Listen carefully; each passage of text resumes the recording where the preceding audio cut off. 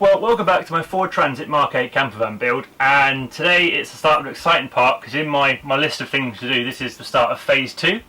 Phase 1 was doing all of the sort of floor, the walls and the ceiling, and phase 2 is the furniture, some of the internal structure and the electrics. So one of the main important parts you need to build is the shower room. Or for the van, I'm having a recirculating shower system, and I'm going to go on about why and all of that in sort of the plumbing video for that. But my shower room is also going to function as a general wet room, and I'm also going to vent the diesel heater into the room as well, so it can act as a drying room for kit. So it's very much a multi-purpose room. So shower tray wise, I've gone for quite a large tray. I think it's about 78 centimetres by about 54 centimetres, and then I've got the lip as well. And I kind of planned my shower room being about 80 centimetres by 60. So this shower tray sort of works perfectly for what I want. It's only 3mm PVC. You know, it's not structural in that sense, and as it says, fragile quite a lot on the packaging. So what I'll be doing is I'm going to be building a frame so every part of the shower tray is going to be supported by the wood frame underneath. So to get the shower tray and my plug at the right height, I've got to chuck it up. But it only puts the base of the shower tray about 8 centimetres from the floor. And more importantly for me, it gives space for this to be able to sit up, which is my my low profile shower drain, to be able to sit up and still point downhill. Because this is a recirculating system, I'm not drilling through the bottom of the vehicle here for the grey water to come out, because the whole point of my recirculating system is it's internal in the van, so which means there's no risk of pipes freezing. So first thing I'm going to do is just build a box frame using this Tinder? That's a dating app. Timber. This timber is actually really cheap from B&Q. It was like £2.48 or something per 2.4 metre piece. However, it's so cheap because you have to actually look at each individual one and make sure you're not buying spaghetti. So to build the frame, to put it together, very similar to the way I did the framing for the fan, I'm going to be using the pocket hole jig.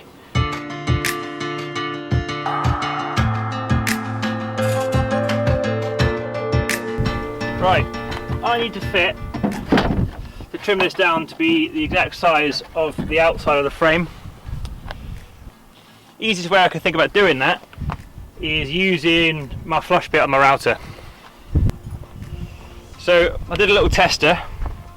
I used the slowest possible speed, faster one seemed to melt it a little bit, and just slowly cut around the edge.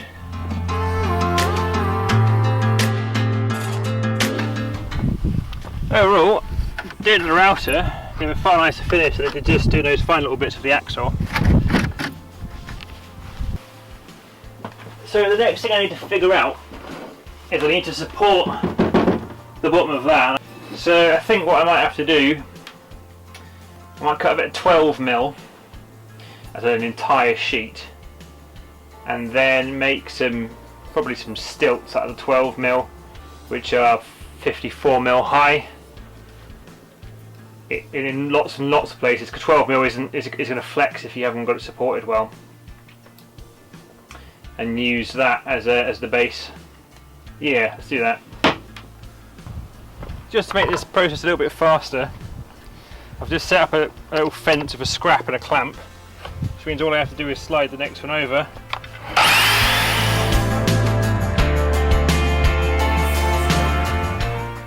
So that's ideally what I want, and I'm going to do 6 rows of 4, and that probably gives about 10 centimetres either side before the next one, and I think that should be plenty to support 12mm ply. I'm just going to tidy up the edges now with some sandpaper.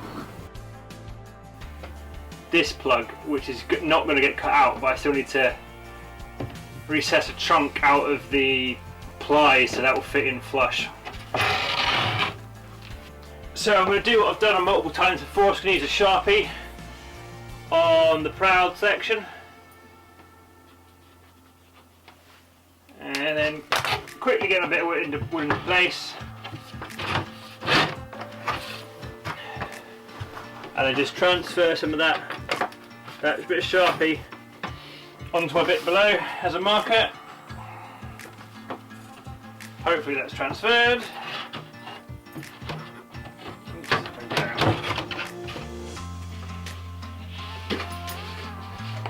Yeah, 2 nice dots. As I don't currently have a protractor to figure out where the centre is, I've just made one out of scrap. So this is the right length for the radius of that. So if I then line the drill bit up with the centre of the green one,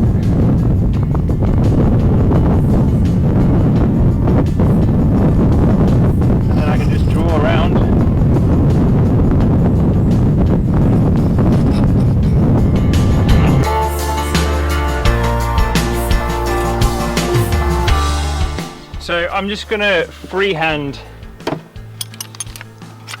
this recess out with the router. My new favourite tool.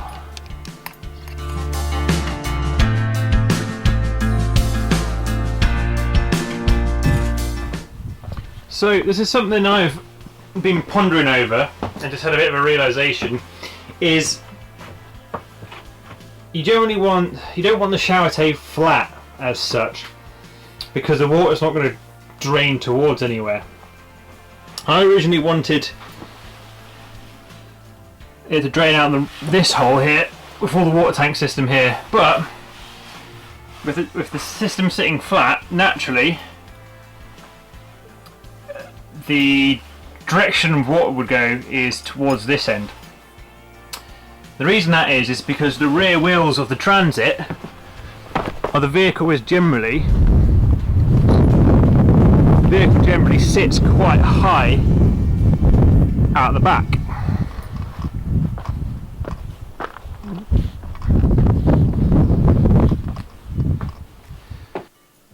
So what I think I'm going to do is, opposed to having one plug, I'm going to have 2 plugs at either end. So it doesn't matter if the van's sitting flat, sitting forward or sitting back, water is always going to drain into one of the plug holes and then into the recirculating system.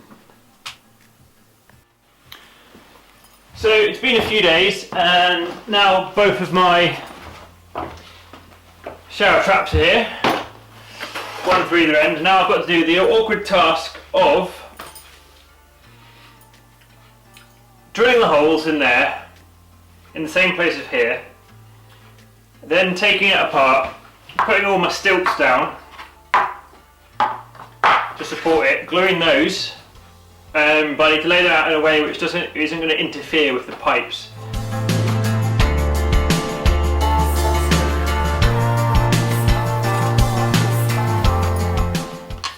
So these attached by, this is going to go through the bottom of the wood, draw through the wood panel.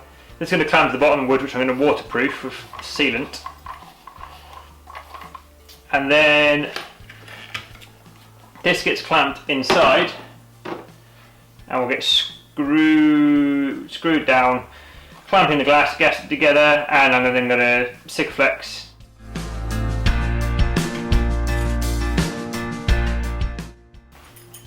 So this is a 92mm hole saw, which fits around this outer ring pretty perfectly. So nothing can move underneath. This is fixed in its spot. The base plate can't go anywhere. So as long as I start off with the easy one for the pipe hole in the middle already, and start cutting really.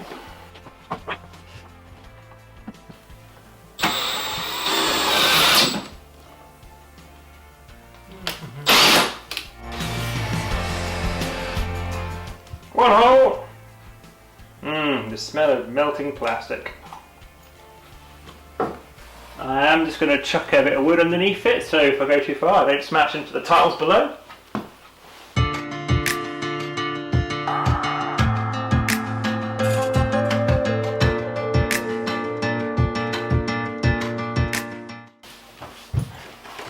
Right, so now what I can do is I can lift this up and get rid of this. Not permanently, but temporarily. Put it somewhere where it's not going to fall over and break.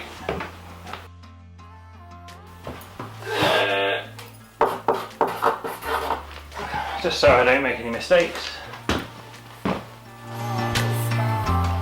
So now this is the side I need to work on.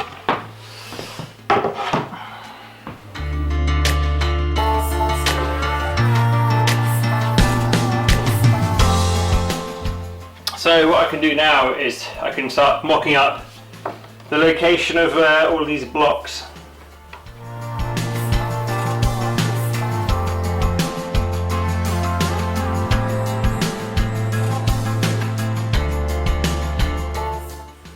So I've made a little layout for where my pipes are going to go when I've plumbed it, and where I want my stilts so all the areas are supported. I'm just running them all just in from the edge, just so when I put it in, it doesn't hit the sides at all. So all I'm going to do, I don't think these need to be screwed in at all, so I'm just going to use wood glue and just glue them down and weight them.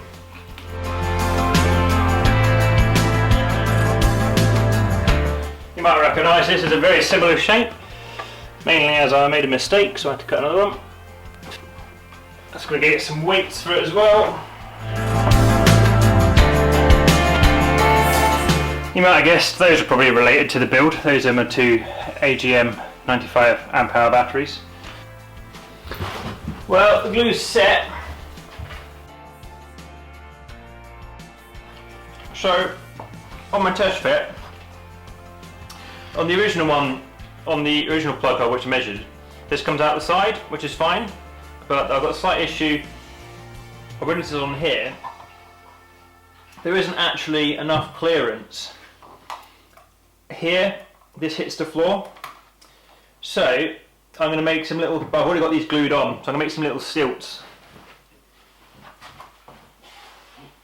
So I'm going to cut down some of my scrap 12mm and just make little extensions for these stilts and glue those on there.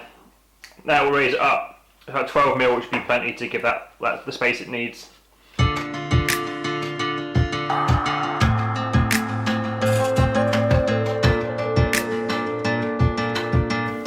Hey, my butterfly friends come back.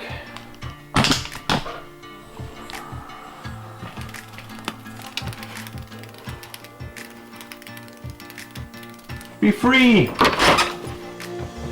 And for the feet on here, I'm going to do it in much the same way.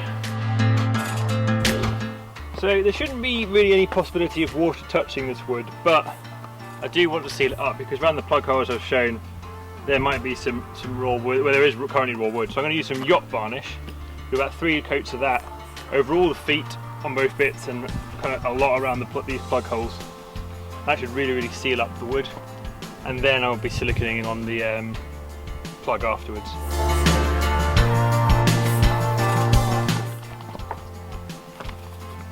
You get the idea. Right, it's finally time to glue the shower tray to the shower tray frame. It's been a few days. I did apply quite a heavy-handed approach on the yacht varnish, so it took a little bit longer than it was meant to dry. But that should really do a good job of sealing up the wood. First job though is I need to attach the base to the frame. I'm just going to do that with a bunch of screws.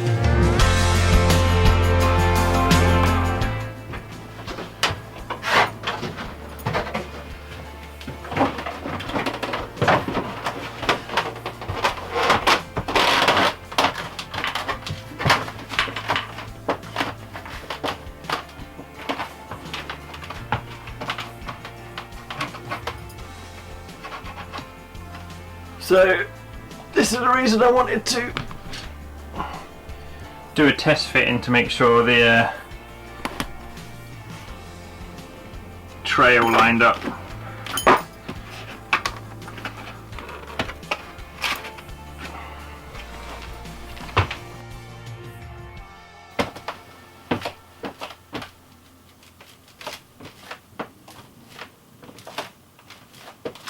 No give in that whatsoever.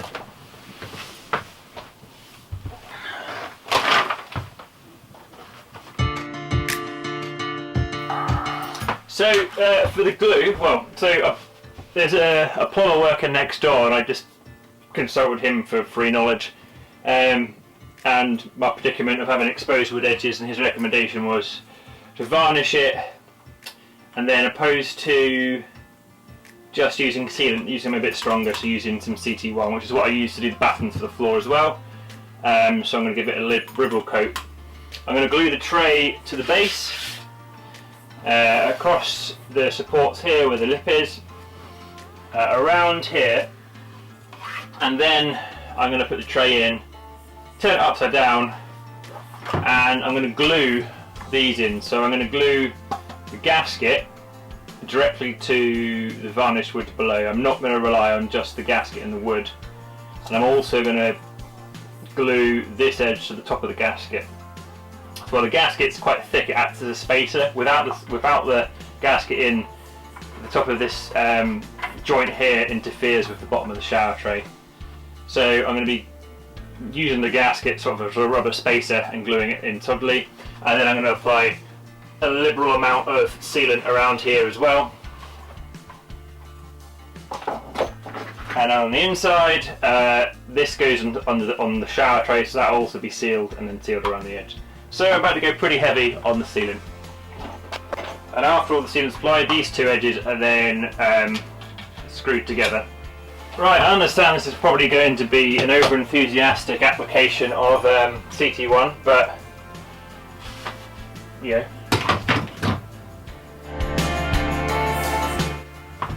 So it's important not to do circles or squares. You don't want to make an air pocket of sealant, because it's going to be a hot and cold environment. If the air in that trapped bit because of the sealant is going to expand. If it expands, it could potentially start to separate the sealant from what it's attached to.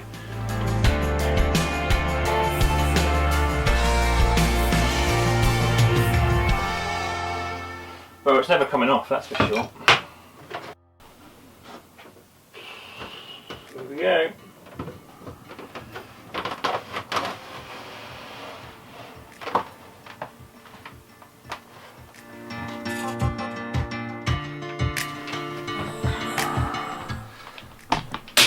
Well, there's definitely plenty of sealant covering those holes. I will be sealing the rest. So the easiest way to do this is probably going to be standing on its side.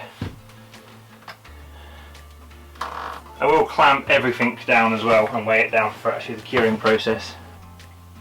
See, what I'm going to do is I'm just going to silicone the entire thing. Well, it's probably not the best solution. Got silicone CT1 the entire thing.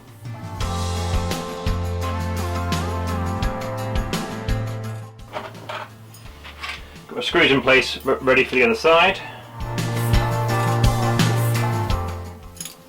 Right, so let's fit that on there.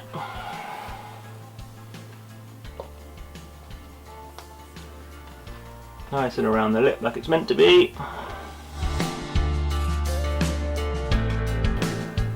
Alright, so slight issue ran into there. God, that's quite stuck now. Having that in place didn't allow me to seal all this wood up for, after it was in, so I'm just going to do that now.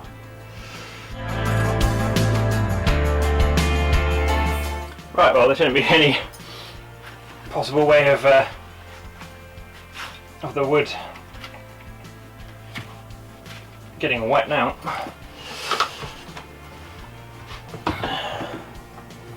Marry them up again.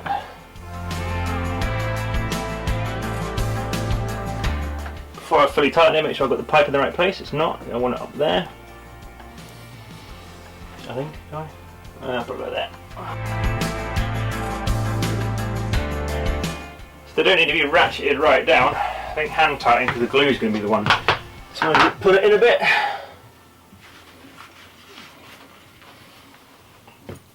So now I think I'll put it flat and just neaten out the silicone inside the plug hole.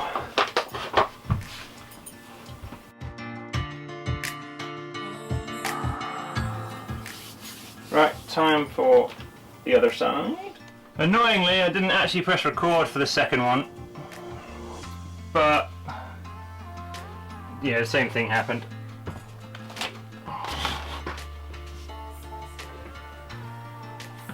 They're both now clamped in with copious amounts of CT1, and I'm just going to weight it down and clamp it.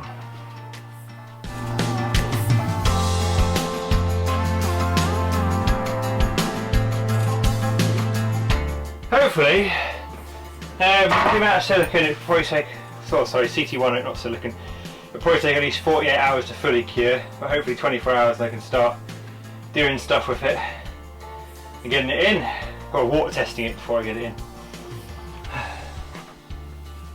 So the CT1 is a time to cure, and I'm going to do a water leak test on it. At this point in time I'm not testing all of these, I'm just testing if these are sealed. So this is by no means my final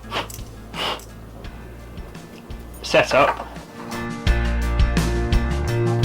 So to test it, I'm going to sort of put some unrealistic circumstances on it.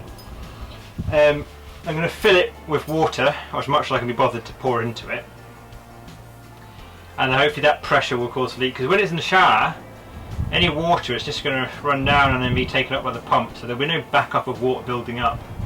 But filling it with water now is going to be a good way to make sure there's no leaks.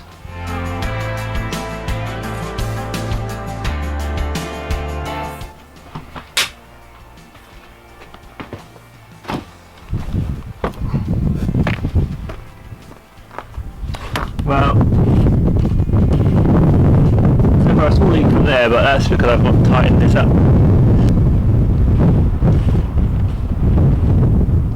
Right, so I'm happy that on this test the only bits leaking are the two threaded areas. All the other fittings are fine, and the taps look fine as well. So I guess we'll just pull it out. So that pretty much concludes this episode. If I wasn't building a recirculating shower, this episode probably wouldn't be necessary at all. If it was just a normal shower, you'd just put the tray down, probably in a frame, and drill it straight through the floor into your grey water tank or pipe system.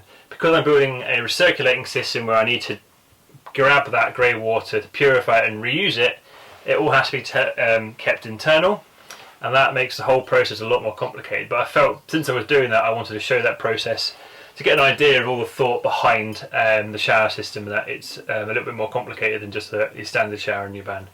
Next time I'm going to be building the stud work for the actual shower room itself.